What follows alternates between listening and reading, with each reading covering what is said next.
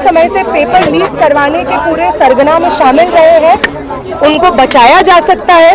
वो सरकार जो रिस्पॉन्सिबल होनी चाहिए इतने बड़े लेवल के एग्जामिनेशन करवाने के लिए, उस सरकार को के ऊपर डायरेक्ट जिम्मेदारी भी ना आए। इस चीज का सिस्टम पूरी तरीके से एस्टैब्लिश हो चुका है। कैसे एस्टैब्लिश हो चुका है? पहले तो वो जो इस तरीके के इंपॉर्टेंट एग्जामिनेशंस हैं उनका भयंकर लेवल पे केंद्रीयकरण करते हैं कि जितने भी एग्जामिनेशंस हैं सब सेंट्रल लेवल पे होंगे, सब सीयूईटी से होंगे, यूजीसी नेट से होंगे, पीएचडी का एग्जाम भी यूजीसी नेट से होगा, सारा पीजी यूजी का एडमिशन सीयूईटी से होगा, नीट का एग्जामिनेशन अपने हाथ में ले लिया, जेई का एग्जामिनेशन अपने हाथ में ले लिया और सब एग्जामिनेशन एक ही संस्था कराएगी और वो संस्था यूजीसी नहीं होगी। यूजीसी क्यों नहीं होगी? क्योंकि यूजीसी एक ऐसी बॉडी है जो जनता के प्रति अकाउंटेबल है। यूजीसी एक ऐसी बॉडी है जो कि एक स्टैट्यूटरी बॉडी है जिसके तहत यूजीसी में क्या चल रहा है, कौन लोग एम्प्लॉयड हैं, कौन लोग एम्प्लॉयड नहीं है, वो पूरा ट्रांसपेरेंट प्रोसेस के तहत जनता के लिए अकाउंटेबल है। लेकिन एनटीए, अगर आप एनटीए को खुद देखेंगे, उसकी वेबसाइट पे जाकर के पढ़ेंगे कि वो क्या बॉडी है, तो वो एक सोसाइटीज रजिस्ट्रेशन एक्ट के तहत पे रजिस्टर्ड है। कोई स्टैट्यूटरी, कोई कॉन्स्टिट्यूशनल, कोई सरकारी बॉडी नहीं है, तो किसी भी तरीके से वो जनता के प्रति अकाउंटेबल नहीं है। तो इससे क्या हो गया? इससे ये हो गया कि जब पेपर लीक होगा तो वो शिक्षा मंत्रालय की जिम्मेदारी नहीं रह गई। वो बोल सकते हैं कि भाई ये तो एनटीए ने करवाया है, एनटीए तो हमारे अंडर नहीं आता, एनटीए तो एक प्राइवेट बॉडी है, वो करवा रही है अपना एग्जामिनेशन। आपने साफ सीधे रूप से जो डायरेक्ट रिस्पॉन्सिबिलिटी आपकी होनी चाहिए आपने उससे पल्ला झाड़ लिया। दूसरी चीज आपने क्या की? एनटीए एक ऐसी बॉडी है जहां पे एक क्लोज्ड बॉडी है, एक ऐसी बॉडी है जो बेयर मिनिमम परमानेंट स्टाफ पे फंक्शन करती है और हर एग्जामिनेशन करवाने के लिए वो एडहॉक बेसिस पे अलग अलग संस्थानों की मदद लेती है एग्जामिनेशन करवाने के लिए। इससे क्या होता है कि हर एग्जामिनेशन को जब आप इतने गैर जिम्मेदार और एडहॉक बेसिस पे करवाएंगे तो आप एक ऐसे बॉडी के साथ में, ऐसे सिस्टम के साथ में फंक्शन कर रहे होंगे जिसमें करप्शन के चांसेस बढ़ जाते हैं। और हमारे देश में ऑलरेडी एक मैकेनिज्म मौजूद है जिसके तहत लगातार संजीव मुखिया जैसे लोगों का नाम आता है। पूरा जो सिस्टमैटिकली पेपर लीक इस देश में होते हैं जिसमें बार बार सत्ता के साथ जुड़े हुए लोग आपको पाए जाते हैं। इस वक्त कौन अरेस्ट हुआ है? दिनेश बेनीवाल अरेस्ट हुआ है। कौन है वो वहां पे भाजपा के साथ जुड़ा हुआ है और भाजपा का ये कहना कि अरे हमने उसको किसी इंपॉर्टेंट पद पे नहीं रखा है, इसका क्या मतलब है? आपके एमएलए उनको हैप्पी बर्थडे बोल रहे हैं सोशल मीडिया पे, वो आपके अलग अलग मंत्रियों के साथ में फोटो खिंचवा के अपने सोशल मीडिया पे डाल रहे हैं। पूरा संरक्षण उनको आपकी सरकार का हासिल है और अभी हाल ही में उनके परिवार के 4 लोगों ने नीट का एग्जाम देकर के क्लियर किया है। इस साल उनके खुद के बेटे ने नीट का एग्जाम दिया है। पिछले बार क्या हुआ था 24 में जब इसका इंक्वायरी हुआ था? पिछले बार भी जो जय झालावाड़ ट्रस्ट है वहां पे राजस्थान में, उसके साथ में लिंक्स पाए जाते हैं पेपर लीक के। जहां पे एग्जामिनेशन होता है वो जय झालावाड़ ट्रस्ट के अंदर आता है एग्जामिनेशन सेंटर, और जय झालावाड़ ट्रस्ट भाजपा के अलग अलग लोगों के साथ में, आरएसएस के अलग अलग लोगों के साथ में एसोसिएटेड रहता है, अलग अलग समय पे चुनाव के वक्त में फंडिंग करता रहा है और ये सेंटर में आता है 2024 के चुनाव में राजस्थान में। जब आप झारखंड और बिहार जाते हैं वहां पे भी उन्हीं लोगों का नाम सामने आता है जो अलग अलग समय पे सत्ता पक्ष के साथ में जुड़े हुए रहते हैं। तो ऐसा क्यों होता है कि वो लोग जो जनता का प्रतिनिधित्व करते हुए जनता के हित में सोचने के लिए चुने गए हैं वो अलग अलग समय पे पेपर लीक में पाए जाते हैं? ऐसा इसलिए होता है क्योंकि education is no more a fundamental right. किसी की मूलभूत अधिकार है ही नहीं आज के समय में शिक्षा को तो बाजार में आपने उतार दिया है।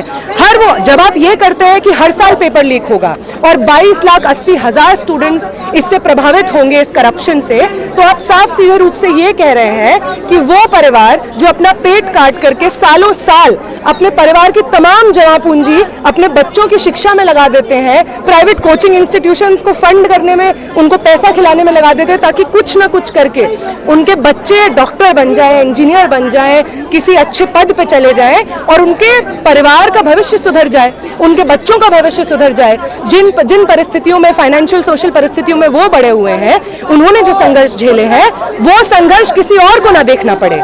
ये जो फंडामेंटल उम्मीद है जिसके बेसिस पे कोई भी इंसान मेहनत करता है, 12वीं के बाद अपनी आंखें फोड़ करके 12-12, 14-14 घंटे पढ़ाई करके एग्जामिनेशन के लिए प्रिपेयर करता है, आप साफ सीधे रूप में ये कह रहे हैं कि ना तुम्हारी मेहनत का कोई मतलब है, ना तुम्हारे पेट कार करके अपने बच्चों को पढ़ाने का कोई मतलब है, ना तुम्हारा 12-12 घंटे पढ़ाई करने का कोई मतलब है, क्योंकि नीट तो उसका क्लियर होगा जिसके जेब में 30 लाख दे करके पैसा खरीदने का पैसा है। नीट पैसे का खेल है। नीट उसी का क्लियर होगा जो भारतीय जनता पार्टी के साथ में एसोसिएटेड रहेगा और एनटीए में उसका एक सोर्स होगा कि वो पेपर कैसे लीक हो सकता है। वो प्राइवेट कोचिंग माफिया जो आज के समय में पब्लिक एजुकेशन को ध्वस्त करने का एक और प्राइवेट कोचिंग माफिया को रिप्लेस करने का सिस्टमैटिकली जो चल रहा है, एनईपी जैसे पॉलिसीज, वीबीएसई जैसे पॉलिसीज पूरी तरीके से पब्लिक एजुकेशन सिस्टम को ध्वस्त करना चाहते हैं। और वो चाहते हैं कि इसी तरीके का प्राइवेट कोचिंग माफिया पूरी तरीके से हिंदुस्तान में एजुकेशन सिस्टम को टेक ओवर कर ले। और ये प्राइवेट कोचिंग माफिया साफ सीधे रूप में इसी तरीके का करप्शन को रिजल्ट करता है। ये प्राइवेट कोचिंग माफिया साफ सीधे रूप में अलग अलग लोकल लेवल पे, स्टेट लेवल्स पे इलेक्शंस में भाजपा को फंड करता है। ये पूरा सिस्टम है, ये सिस्टम करप्ट है, ये बात नहीं है। ये एक ऐसा सिस्टम है जो करप्शन को बढ़ावा देता है, करप्शन की अपॉर्चुनिटीज को क्रिएट करता है और उस करप्शन को ढकने के लिए, उस करप्शन के लिए कोई आंसरेबल ना हो, इसके लिए पूरा मैकेनिज्म एस्टैब्लिश करता है। कुछ कहा गया कि छोटी मात्रा में लीक हुआ, उसको संभाल लिया गया, कुछ बच्चों के री एग्जामिनेशन कराया गया। इस बार बस पेपर को रीनीट कराया जाएगा, बस इतना सा फर्क है। इसमें आपको लगता है कुछ एक्स्ट्रा कुछ हो पाएगा? क्योंकि पिछली बार जिस तरीके से कार्रवाई हुई और प्रमोशन दिए गए, बकायदा जिनको सस्पेंड किया जाना था उनको आज प्रमोशन देके उन्हीं के कैडर में भेज दिया गया आईएएस अधिकारी को। और अब अभिषेक सिंह जो डीजी है उनसे ये सवाल कहा जा रहा है कि आपने अब तक इस्तीफा नहीं दिया। वो सामने से आके ये कह रहे हैं कि हम बस आपसे फीस नहीं लेंगे, आपका सेलेक्ट किया है आपने एरिया वही रहेगा, आपका एग्जामिनेशन सेंटर वही मतलब सेलेक्टेड रहेगा।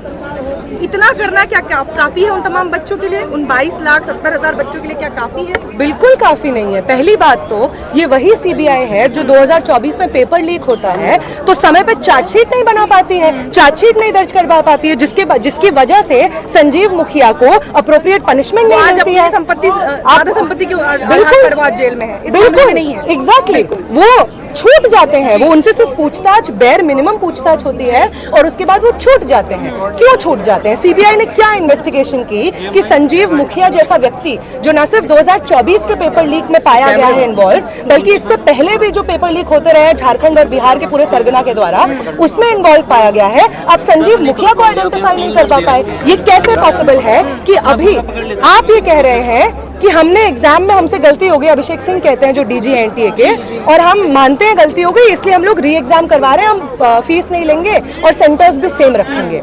ये बिल्कुल काफी नहीं है।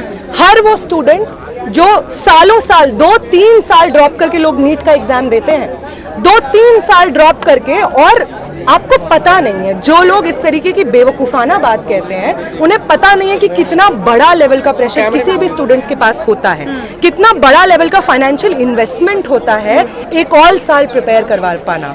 किसी भी स्टूडेंट के लिए 2 से 3 लाख एक साल प्रिपरेशन में लग जाते हैं। आपने ये भी नहीं बताया कि एग्जाम कब होगा। जब एग्जाम से जेई का पेपर हो या नीट का पेपर हो, जब एग्जाम से 1 महीना पहले बचा होता है तो स्टूडेंट कोई पढ़ाई नहीं करता है, सिर्फ क्वेश्चन पेपर्स लगाते हैं। जब 2 महीना बचा होता है, जो मेन टॉपिक्स होते हैं सिर्फ उनको पढ़ते हैं और किसी चीज को नहीं पढ़ते हैं। 5-6 महीना होता है तो क्रैश कोर्स करते हैं ताकि सारे टॉपिक्स छोटे छोटे कवर हो जाए जो पिछले साल में आए हैं। तो एग्जामिनेशन का प्रिपरेशन नीट और जेई जैसे हाईली कॉम्पिटिटिव एग्जामिनेशन के लिए किस तरह से होता है ये इनको शायद पता नहीं है, इसलिए लोग कह रहे हैं कि एग्जामिनेशन हम करवा दें। पहले 17, 19, 24 और अब 26 जब भी इस तरीके के मामले सामने आए, छोटे मोटे लोगों को पकड़ा गया और इस बात का पूरा हल्ला मचाया गया कि 2 लोग पकड़े गए, जैसे अभी हो रहा है। मीडिया ने आपको लगातार ये दिखाया कि 2 लोग राजस्थान से पकड़े गए, यहाँ से ये लोग उठा लिए गए। इसके बाद कुछ अधिकारियों पर, छोटे जो पदाधिकारी हैं उन पर गाज गिरेगी और मामला साफ कर दिया। लेकिन जो इसके माफिया हैं, जैसा कि हमारे प्रधानमंत्री राजस्थान में जब इलेक्शंस के उस टाइम गए थे तब उन्होंने कहा था कि ये माफिया चलाया जा रहा है, गिरोह चलाया जा रहा है, पेपर लीक गिरोह। उन पर आज जब वहाँ उनकी सरकार है तब ये गिरोह वहीं से फिर पकड़ा जा रहा है। क्या किया प्रधानमंत्री ने? प्रधानमंत्री ने कुछ नहीं किया। प्रधानमंत्री ने परीक्षा पे चर्चा की और उस परीक्षा पे चर्चा पे आज तक कॉमन स्टूडेंट्स के फंडामेंटल बेसिक राइट्स कि उनको निष्पक्ष फेयर एग्जामिनेशन देने का अधिकार हो। सीयूईटी, आप क्या बात कर रहे हैं कि सिर्फ नीट का बात कर लीजिए। अभी जो सीयूईटी एग्जामिनेशन हुआ है, दिल्ली के स्टूडेंट्स को राजस्थान सेंटर मिला है, जेएनके के स्टूडेंट्स को हिमाचल प्रदेश सेंटर मिला है। जो एग्जामिनेशन का आंसर की आया है उसमें बड़े लेवल पे 19 क्वेश्चंस गलत पाए गए हैं, 19 क्वेश्चंस की आंसर की करेक्ट हुई है, जेई के पेपर में आंसर की करेक्ट हुई है। तो एनटीए एज अ बॉडी इतना इनकेपेबल है एग्जामिनेशंस कंडक्ट करवाने के लिए, तो सबसे पहली जरूरत तो ये है कि एनटीए जैसे बॉडी को ध्वस्त किया जाए, जड़ से खत्म किया जाए और उसकी जगह एक गवर्नमेंट, एक आंसरेबल, एक अकाउंटेबल बॉडी इस एग्जामिनेशन को करवाए। दूसरा इंपॉर्टेंट चीज ये है कि ये जो केंद्रीयकरण एग्जामिनेशंस का हो रहा है कि सारे एग्जामिनेशन सेंट्रल लेवल पे करवाए जाएंगे, सारे एग्जामिनेशंस एक ही बॉडी करवाएंगे, इसको खत्म होना होगा। क्योंकि इस तरीके के केंद्रीयकरण में न सिर्फ करप्शन पनपता है, उस तरीके के पेपर लीक के मामले बढ़ते हैं, बल्कि जो पब्लिक एजुकेशन सिस्टम है उसको आप रिप्लेस कर रहे हैं एक तरीके से। क्योंकि इन एग्जामिनेशंस का तोड़ क्या है कि प्राइवेट कोचिंग में आप जाइए, प्राइवेट कोचिंग कितना पैसा लेगी? 2 लाख पैसा, 1 लाख पैसा लेगी आपके लिए 1 साल का, 1 सेमेस्टर का। तो ये जो पब्लिक एजुकेशन को रिप्लेस कर देने की कोशिश है प्राइवेट कोचिंग माफिया से या प्राइवेट इंस्टीट्यूशन से, इसको भी खत्म करने की जरूरत है।